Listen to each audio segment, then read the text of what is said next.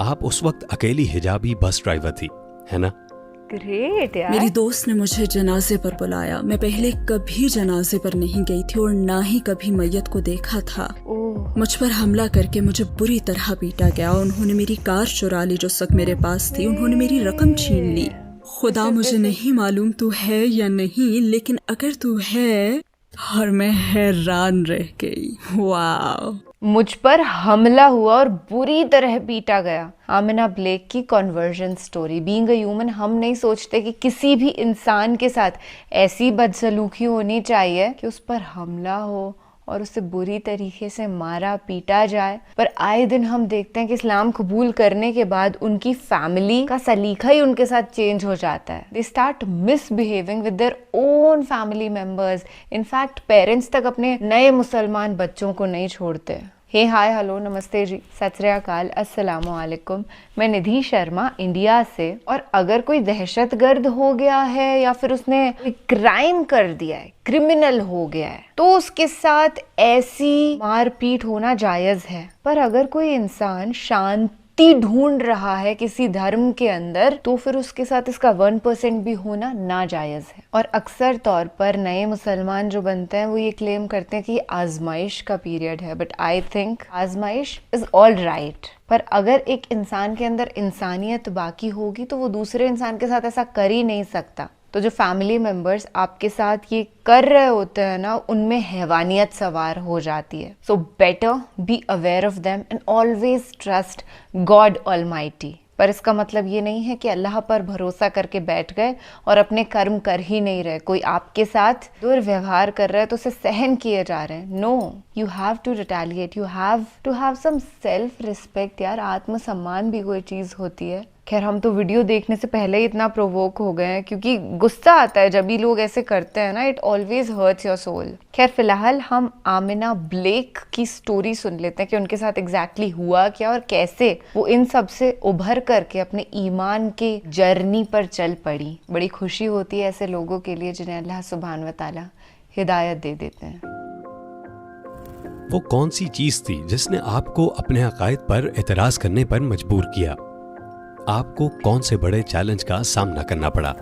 आप उस वक्त अकेली हिजाबी बस ड्राइवर थी, है ना? ग्रेट यार। मेरी दोस्त ने मुझे जनाजे पर बुलाया। मैं पहले कभी जनाजे पर नहीं गई थी और ना ही कभी मैयत को देखा था। मुझ पर हमला करके मुझे बुरी तरह पीटा गया। उन्होंने मेरी कार चुरा ली जो सब मेरे पास थी। उन्होंने मेरी रकम छीन ली। खुदा मुझे नहीं मालूम तू है या नहीं, लेकिन अगर तू है, और मैं हैरान रह गई। वाह। Great. Look forward towards it, man. Touching. मेरा पहला सवाल आपसे ये है कि उस्तादा अमीना ब्लैक कौन है? क्या आप हमें अपनी जिंदगी के बारे में मुख्तसरन बता सकती हैं? बिस्मिल्लाहिर्रहमानिर्रहीम। ओके, मेरा बैकग्राउंड ये है कि मैं एक 17 साल की लड़की के यहाँ पैदा हुई, चेस्टर में, जो कि लिवरपूल के करीब है। उसने मुझे अडॉप्ट करवाने का फैसला किया और मुझे शेफील्ड की रिहायशी एक फैमिली ने बचपन में ही अडॉप्ट कर लिया। लिहाजा मैं शेफील्ड आ गई, वहीं रही और अब भी रह रही हूँ। तो मैं एक अडॉप्ट की हुई इकलौती बच्ची थी। मेरे वालिद शेफील्ड यूनिवर्सिटी में इंग्लिश और लिंग्विस्टिक के प्रोफेसर थे और मेरी वालिदा शायरा और आर्टिस्ट थी। अफसोस दोनों का अब इंतकाल हो चुका है। और हाँ, इसीलिए मेरी परवरिश बड़ी दिलचस्प, बहुत तालीमी माहौल में हुई। लेकिन मैं खुद से बची थी, असल में टॉम बॉय। मुझे घुड़सवारी, कारें, लॉरीज और बसें पसंद थी और मेरा लिबास और कोई भी चीज़ लड़कियों की तरह नहीं थी। ईमान के लिहाज से आपकी जिंदगी कैसी थी? आपका किस पर ईमान था? मेरा ईमान, मेरी परवरिश बतौर ईसाई की गई, जिसकी दरख्वास्त मेरी हकीकी माँ ने की थी और मुझे संडे स्कूल भेजा गया जो मुझे पसंद था। लेकिन मैं बहुत छोटी उम्र से लड़कपन से ही ईसाइयत पर हमेशा सवाल उठाती थी।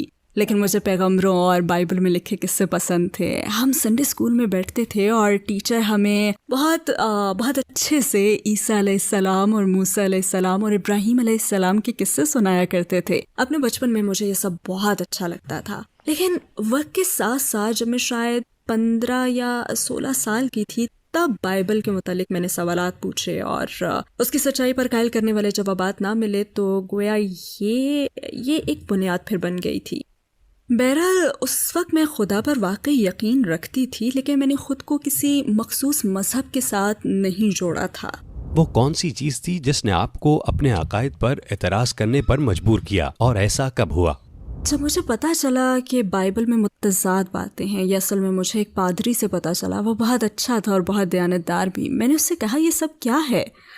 مجھے خدا کو کیوں ماننا چاہیے؟ مجھے بائبل پر ایمان کیوں لانا چاہیے؟ تو اس نے جواب دیا کہ آپ کو اپنے دل سے ایمان لانا ہوگا۔ میں نے کہا اس کا ثبوت کیا ہے؟ تو میں نے اس سے یہ سوالات پوچھے تھے۔ آپ کو اپنے دل سے ماننا ہوگا، یہ ایک احساس کا نام ہے۔ اور میں نے سوچا کہ ہاں میں خدا پر ایمان رکھتی ہوں، لیکن اگر یہ الفاظ، یہ کتاب اپنا خدا کا کلام ہونا ثابت ہی نہیں کر سکتی اور اس میں متضاد باتیں موجود ہیں، اور اگر یہ واقعی خدا کا کلام ہوتا تو میرے خیال میں یہ متضاد باتوں سے پاک ایک پرفیکٹ کلام ہوتا، لہٰذا میرا نہیں خیال کہ میں اس پر عمل کر سکتی ہوں۔ اسلام کے بارے میں آپ کے کیا خیالات تھے؟ میں بچپن میں بھی مسلمانوں کے ساتھ ہمیشہ گھل مل جاتی تھی۔ بطور پروفیسر میرے والد کے مسلمان سٹوڈنٹس بھی تھے، اور اسلام کے ساتھ میرا پہلا رابطہ دراصل اس لڑکی کے ذریعے ہوا جس کے ساتھ میں 17-18 سال کی عمر میں نائٹ کلبنگ کرتی تھی۔ میں شاید 18 سال کی تھی اور گھر میں نے 16 سال کی عمر میں چھوڑا تھا، مطلب میں اتنی زیادہ خود سر تھی۔ میں نے اپنے لیے کونسل فلیٹ اور ایک کونسل پراپرٹی لی۔ یہ چھوٹی سی پراپرٹی تھی۔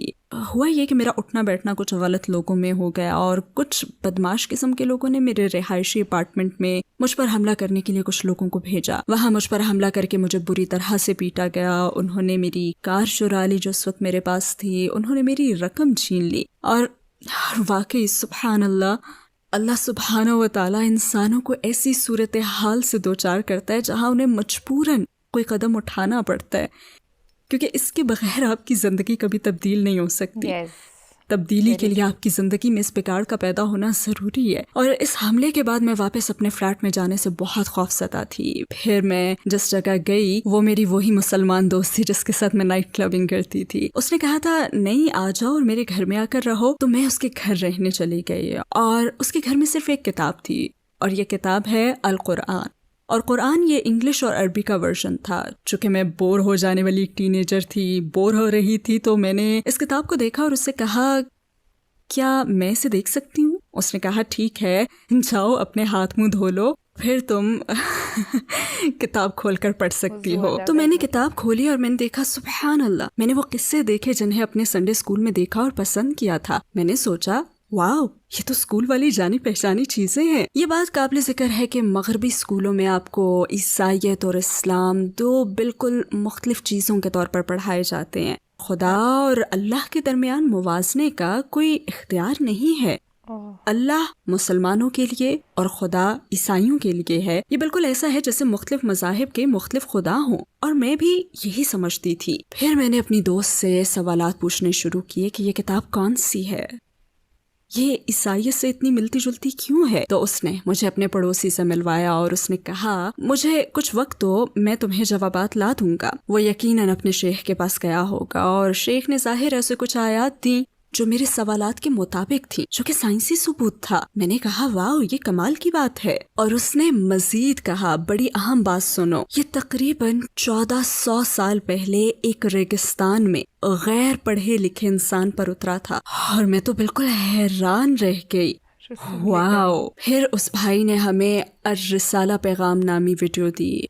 یہ 2.5 یا 3 گھنٹے کی تھی، مجھے ٹھیک سے یاد نہیں۔ اللہ سبحانہ و تعالیٰ مجھے فلم کے اس اہم آخری حصے میں اس کمرے میں لائے جہاں کونے میں ٹی وی رکھا تھا، جب بلال رضی اللہ تعالیٰ عنہ کعبے پر چڑھ کر آذان دیتے تھے۔ جب میں نے آذان سنی تو ایسا لگا جیسے میرا پورا جسم ایک نرم و گرم احساس میں ڈوب گیا ہو، جیسے اس احساس نے مجھے ڈھانپ لیا ہو۔ یقیناً یہ ایمان کی مٹھاس ہے جو مجھے ملی، ایمان کی مٹھاس۔ مجھے اپنی دوست کی طرف مڑنا اور یہ کہنا یاد ہے میں مسلمان ہونا چاہتی ہوں، ابھی اور اسی وقت۔ آپ کی فیملی اور دوستوں نے کیا رد عمل دیا؟ چونکہ یہ 9/11 سے پہلے کا واقعہ ہے، اس لیے میرے خیال میں یہ کافی آسان تھا، کیونکہ اس وقت برطانوی معاشرے میں ملٹی کلچرلزم کا عنصر موجود تھا۔ مسلمان ہونے کے بعد مجھے اپنے والدین کے پاس جانا اور بے پرواہی سے انہیں بتانا یاد ہے، اور میرے خیال میں بہت سے نو مسلم یہی کرتے ہیں۔ میرے والد کا خیال تھا کہ یہ وقتی ابال ہے، اور میری والدہ پریشان تھیں کہ مجھ سے زیادتی ہوگی، کام نہیں کرنے دیا جائے گا، اور اسی قسم کے خدشات. تو وہ فکر مند ضرور تھے، لیکن اتنے فکر مند نہیں تھے جتنے کہ اب مسلمان ہونے والے بچوں کے والدین یا فیملی ممبرس پریشان ہوتے ہیں. لیکن آپ کے والد نے آپ کو سنجیدہ نہیں لیا. انہوں نے شروع میں مجھے سنجیدہ نہیں لیا، لیکن انہوں نے دیکھا کہ اسلام نے مجھے جذباتی استحکام دیا ہے اور مجھے کافی زیادہ سمجھدار اور کم ضدی بنا دیا ہے. میں اب کافی رحم دل اچھی انسان بن گئی تھی الحمدللہ. اور میرے خیال میں انہوں نے سوچا کہ اسلام میرے لیے نقصان دہ نہیں بلکہ کافی اچھا رہا تھا. مسلمان ہونے کے بعد آپ کو کون سے بڑے چیلنج کا سامنا کرنا پڑا؟ میرے خیال میں ایک بہت بڑا چیلنج علم حاصل کرنا تھا. مجھ میں علم حاصل کرنے کی بہت تڑپ تھی. میں مسلمان ہونے کے حوالے سے بہت ایکسائٹڈ تھی، اور جب میں مسلمان ہوئی تو لا الہ الا اللہ کے سوا کچھ نہیں جانتی تھی، بس اتنا ہی. لیکن میں سوچتی تھی کہ جیسے میں دنیا کی سب سے بڑی داعیہ ہوں، کیونکہ میرے پاس یہ نئی چیز ہے، اور میں نے سوچا کہ مجھے علم حاصل کرنا ہوگا. اگر مجھے اسلام کا یہ خوبصورت پیغام دینا ہے تو مجھے علم حاصل کرنا ہوگا، اور یہ میرے سفر کا اگلا حصہ تھا. آپ یہ علم کہاں سے حاصل کر سکتی تھی، اور آپ کی جستجو کا نتیجہ کیا نکلا؟ میری جستجو بڑی حد تک روحانی جستجو تھی، لیکن اس وقت مجھے یہ احساس نہیں ہوا. اب ہم تنہائی کی اجنبیت کا خیال دل میں لاتے ہیں، اور بہت سے مسلمان نو مسلم اس احساس اور تنہائی کے تجربے پر کافی منفی انداز میں بات کرتے ہیں. اور بس آخری چند سالوں میں ہی مجھے اس کا احساس ہوا کہ اللہ سبحانہ و تعالیٰ نے یہ احساس مجھے عطا کیا ہے، اور اس کا تجربہ کرنا انتہائی ضروری ہے. کیونکہ جب آپ مسلمان ہوتے ہیں یا جب آپ اپنی روحانیت کا سفر شروع کرتے ہیں تو آپ اس موڑ پہ آ جاتے ہیں جہاں سب سے پہلے آپ دوسروں سے مدد مانگتے ہیں. تو میں اپنی دوستوں سے کہتی کہ مجھے نماز سکھائیں. میں نماز پڑھنے کے لیے بے تاب تھی. میں پوچھتی رہتی، اور میں تب بہت جھنجھلا گئی جب کوئی بھی مجھے نماز پڑھنا نہیں سکھا سکا. ہر کوئی کہتا انشاءاللہ، مگر کچھ بھی نہیں ہوا. اور ایسا اس وقت تک ہوتا رہا جب مجھے یہ احساس ہوا کہ دراصل مجھے لوگوں سے مدد نہیں مانگنی چاہیے، کیونکہ یہ پہلی جائے پناہ نہیں ہے. پہلی جائے پناہ تو اللہ سبحانہ و تعالیٰ سے مدد مانگنا ہے. پھر فون باکس میں ایک لڑکا دکھائی دیا. وہ لمبا اونچا مخلوط نسل کا لڑکا تھا. وہ فون باکس سے مجھے دیکھ رہا تھا، اور اچانک اس نے فون باکس کھولا اور اپنا سر باہر نکال کر پوچھا، تم مسلمان ہو؟ پھر اس نے کہا ذرا رکو. مطلب اتنا لمبا چوڑا آدمی جب آپ کو رکنے کا کہے تو رکنے کے سوا کوئی چارہ نہیں نا. لہٰذا میں انتظار کر رہی تھی. اس نے فون اٹھایا اور ایک نمبر ملایا، اور پھر فون باکس سے فون ہاتھ میں لے کر باہر لے آیا اور کہا، یہ سسٹر ٹریسی ہیں، ان سے بات کرو. اور سبحان اللہ، وہ نہ صرف میری رہنما اور ٹیچر بن گئی بلکہ انہوں نے خود مجھے استاذہ بنانے کا راستہ بھی ہموار کیا. انہوں نے مجھے نماز پڑھنا سکھائی، مجھے ارکان الایمان سکھائے، انہوں نے مجھے مسلمان بننے کا صحیح راستہ دکھایا، مجھے حجاب کے بارے میں بتایا. اور در حقیقت وہ اللہ سبحانہ و تعالیٰ سے کی گئی میری دعا کا جواب ہی تھیں. سبحان اللہ، حیرت انگیز. اسلامی اعمال جیسے کہ دن میں 5 وقت کی نماز اور پورا مہینہ روزے رکھنے کے بارے میں بتائیے. کیا یہ کام آپ کے لیے مشکل تھے؟ در حقیقت میرا نماز کا سفر بڑا حیرت انگیز تھا، کیونکہ وہی بات کہ میں نماز پڑھنا سیکھ رہی تھی، ٹریسی نے مجھے پڑھنے کے لیے نماز سکھانے والی ایک چھوٹی سی کتاب دی تھی. تو میں اس مرحلے میں تھی، لیکن میں نماز نہیں پڑھ رہی تھی. انہی دنوں میری ایک دوست کے والد سیڑھی سے گر گئے. انہیں ہارٹ اٹیک ہوا، اور وہ مسلمان فیملی تھی. تو وہ سیڑھی سے گرے، ہارٹ اٹیک ہوا اور ان کا انتقال ہو گیا. اللہ یرحمہ. جب میں اس دوست کے گھر جایا کرتی تھی تو یہی انکل اندر آتے تھے اور کچن میں جا کر وضو کرتے تھے، اور کمرے میں رکھے گیس فائر کے سامنے نماز پڑھتے تھے. اس لیے مجھے پتا تھا کہ یہ شخص نماز پڑھتا ہے. میری دوست نے مجھے جنازے پر بلایا. میں پہلے کبھی جنازے پر نہیں گئی تھی، نہ کبھی میت کو دیکھا تھا. پاکستانی کلچر میں یہ بڑا مختلف ہوتا ہے. وہ میت کو تابوت میں رکھ کر گھر کے کمرے میں رکھتے ہیں اور چہرے کو کھلا رکھتے ہیں. پھر نماز جنازہ کی تیاری ہونے پر اسے ڈھک دیتے ہیں. پھر اس نے کہا کہ اندر آ جاؤ اور دیکھ لو، کیونکہ میرے والد تمہارے بارے میں بہت سوچتے تھے. آ جاؤ اور چہرہ دیکھ لو. میں بہت زیادہ نروس تھی. اس نے کہا نہیں سب ٹھیک ہے، کچھ بھی نہیں ہوگا. اور میں نے اس تابوت میں دیکھا، اور جب میں وہاں بیٹھی تو واللہ العظیم وہ بھائی وہاں لیٹے مسکرا رہے تھے. ان کی مسکراہٹ اتنی خوبصورت تھی اور ان کے چہرے سے نور چھلک رہا تھا، اور اس لمحے اللہ سبحانہ و تعالیٰ نے مجھے یاد دلایا اور ان بھائی کے نماز پڑھنے کا ویژن مجھے عطا کیا، تو میں فوراً یہ راز سمجھ گئی کہ یہ مسکراہٹ اسی نماز کا نتیجہ ہے، اور اس وقت کے بعد سے میں نے ایک نماز بھی نہیں چھوڑی۔ آپ اس وقت اکیلی حجابی بس ڈرائیور تھی، ہے نا؟ مجھے بچپن سے ہی بڑی گاڑیاں پسند تھیں، اور میں کھیت میں کام کرنا اور وہاں والنٹیئر بننا، ٹریکٹرز چلانا اور اسی طرح کے کام کرنا چاہتی تھی۔ مجھے یہ سب بہت پسند تھا، اور جب میری عمر گاڑی چلانے کے قابل ہو گئی، یو کے میں بس چلانے کے لیے آپ کی عمر 21 ہونی چاہیے، میں پہلے ہی مسلمان ہو چکی تھی اور حجاب پہنتی تھی، لیکن میں نے سوچا حجاب مجھے بس چلانے سے کیوں روکے گا۔ الحمدللہ میں آگے بڑھی اور پھر اس بس اسٹیشن پر گئی اور وہاں جا کر اصرار کیا کہ مجھے ایک درخواست فارم چاہیے۔ اس میں کامیابی کے لیے آپ کے سامنے 2 رکاوٹیں ہوتی ہیں، بلکہ 3۔ سب سے پہلی تو یہ کہ آپ ایک عورت، بلکہ بہت کم عمر عورت ہیں، دوسری آپ حجاب پہننے والی مسلمان عورت ہیں، تو آپ کو ان تمام رکاوٹوں سے گزرنا ہوتا ہے، اور پھر آپ کو مسلم کمیونٹی کی رکاوٹوں سے بھی گزرنا ہوتا ہے، جیسے کہ حرام پولیس جو آپ کے پاس آئیں گے اور کہیں گے او تم حجاب پہن کر یہ کیا کر رہی ہو، اور تم مردوں کے ساتھ گھل مل رہی ہو، اور اسی طرح کی چیزیں۔ دراصل میرے گروپ میں باقی سارے ٹرینیز مرد تھے اور میں ایک اکیلی تھی جس نے پہلی مرتبہ ٹیسٹ پاس کیا تھا۔ آپ نے اپنا ایمان کیسے قائم رکھا اور دوسروں کو اسلام چھوڑنے سے بچانے کے لیے کیا کرنا چاہیے؟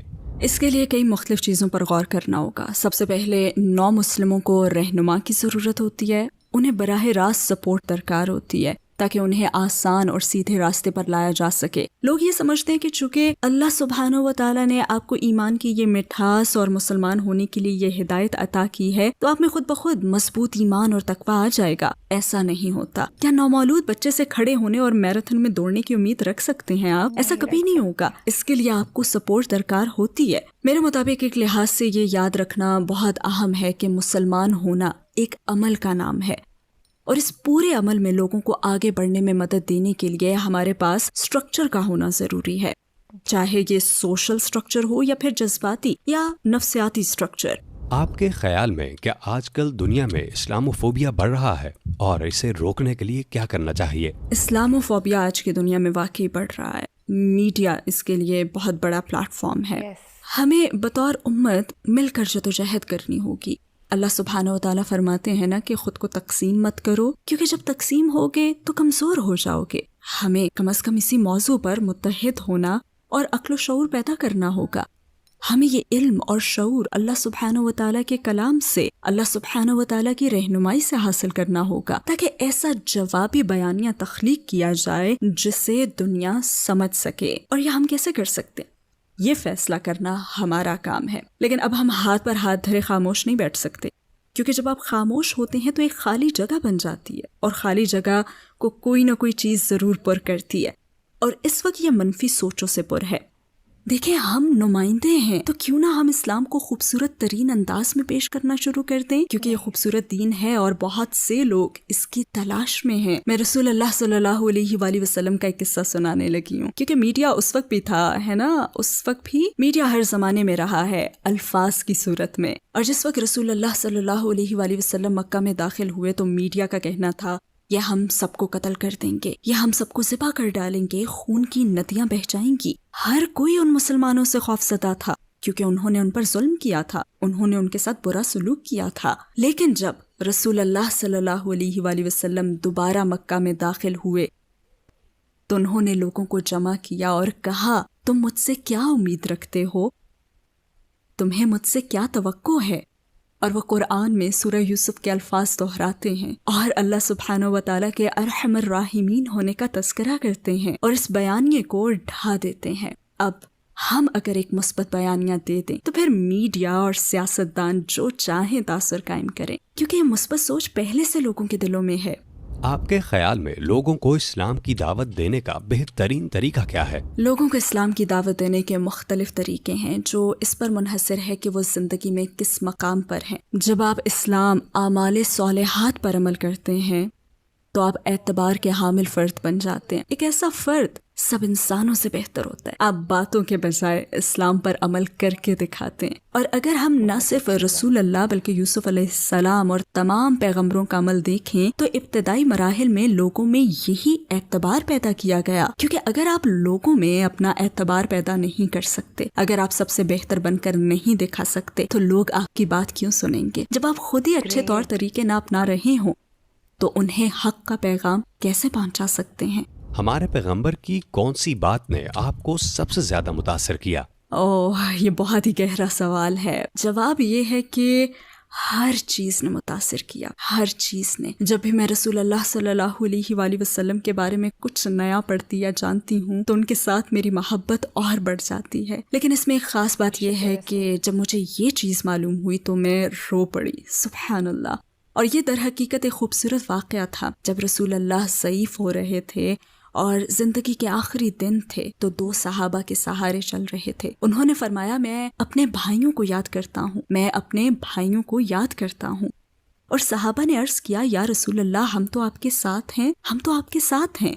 تو انہوں نے فرمایا, نہیں, تم میرے صحابہ ہو, میرے بھائی وہ ہیں جو مجھ پر ایمان لائیں گے لیکن کبھی مجھ سے ملے نہ ہوں گے. اگر آپ کو دنیا کے تمام مسلمانوں سے بات کرنے کا موقع ملے اور آپ کے پاس صرف 1 منٹ ہو تو آپ انہیں کیا کہنا چاہیں گی؟ میں کہوں گی کہ تعصبات کو ایک طرف رکھیں, اپنے دلوں کو کشادہ کریں اور مطمئن دلوں کے بارے میں سوچیں. آپ اپنے دل اور زندگی کو کیسے پرامن بنانا چاہتے ہیں. اور یہ جو خالی پن ہے, بہت سے لوگ ایک خالی پن, روحانی خلا کا شکار ہیں جسے مثبت چیزوں سے پر کرنا ہوگا. میرے غیر مسلم دوست جب مجھ سے پوچھتے ہیں تو میں ہمیشہ یہی کہتی ہوں کہ اگر آپ حق کی تلاش کریں, اگر آپ اپنے دل کو کشادہ کریں, اپنے تعصبات کو ایک طرف رکھ دیں اور پورے خلوص سے حق کی تلاش کریں اور دعا کریں, خدا مجھے نہیں معلوم تو ہے یا نہیں, لیکن اگر تو ہے تو مجھے حق کے راستے پر چلا دے, اور پھر دیکھیں کیا ہوتا ہے. What a wonderful journey of our dear sister, and we hope کہ ایسے ویڈیوز جو ہیں اسلاموفوبیا کو پوری طریقے سے ختم کر دیں گے. یہی امید رکھتی ہوں کہ اس ویڈیو نے لاکھوں انسانوں کو انسپائر کیا ہوگا زندگی میں سکاراتمک رہنے کے لیے, اسلام دین کو سمجھنے کے لیے, and ultimately to be positive about Islam. And for one thing I have to apologise, وہ یہ ہے کہ ٹائٹل میں اٹ واز مینشنڈ کہ ان کو مارا اور پیٹا گیا, اور جس طریقے سے میں نے دیکھا ہے جب اسلام قبول کر لیتے ہیں نئے نئے ایمان والے تو ان کے ساتھ بہت زیادہ مس بہیو ان کی فیملیز کرتی ہیں, ان کے فرینڈس کرتے ہیں, ان کے رشتے ٹوٹ جاتے ہیں. تو آئی جینیونلی تھاٹ کہ ان کی فیملی نے ان کے ساتھ کچھ ایسا کیا ہوگا کہ مارا پیٹا ہوگا. تو میں اس بات کے لیے معافی مانگتی ہوں اور یہی دعا مانگتی ہوں کہ کبھی بھی دنیا میں کسی کے ساتھ بھی ایسی بدسلوکی نہ ہو. ان کا جو سیناریو تھا it was an easy one, کیونکہ 9/11 کے اٹیک سے پہلے انہوں نے اسلام ایکسیپٹ کیا تھا, اور 9/11 کی سچائی بھی آج کی ڈیٹ میں ہم جانتے ہیں کہ وہ ویسٹرن جو پاورز ہیں انہوں نے خود وہاں پہ ٹیررسٹ کو پلیس کیا تھا, and they were not at all Muslim. First of all Muslims can never be a terrorist, and second of all they were not even namesake Muslims. وہ تو لٹرلی آتنکوادی تھے جن کو ٹرین کیا گیا تھا کہ آپ کو اینڈ میں کہہ دینا ہے اللہ اکبر, تاکہ دنیا بھر میں یہ میسج جائے کہ اسلام از رانگ, جبکہ اصلیت اس کا بالکل اپوزٹ ہے. اللہ اکبر کا مطلب ہوتا ہے God is great, and definitely God, Allah سبحانہ و تعالیٰ از گریٹ. اس ویڈیو کے ذریعے کہ آپ کو محسوس نہیں ہوا کہ ان بہن کی, آمنہ بلیک جی کی جو شانتی تھی وہ ایک دم پیک پر تھی. شی واز سو کام, کوئی گھبراہٹ نہیں, کوئی انگزائٹی نہیں, کوئی ہچکچاہٹ نہیں, ایک پرسکون اور نور سے بھری ہوئی انسان تھی یہ, ایمان والی تھی یہ. آئی ہوپ کہ دنیا بھر میں زیادہ سے زیادہ لوگ ایمان والے ہوں اور اللہ سبحانہ و تعالیٰ سبھی انسانوں کو نیک ہدایت دیں. چلے فی الحال میں آپ سے بھی اجازت لیتی ہوں اور ملوں گی ایسی کسی بہترین ویڈیو کے ساتھ جلد ہی. تب تک کے لیے آپ اپنا ڈھیر سا خیال رکھیے گا اور خوش رہیے گا اور نیک اعمال کریے گا. شب خیر, شبھ راتری, اللہ حافظ.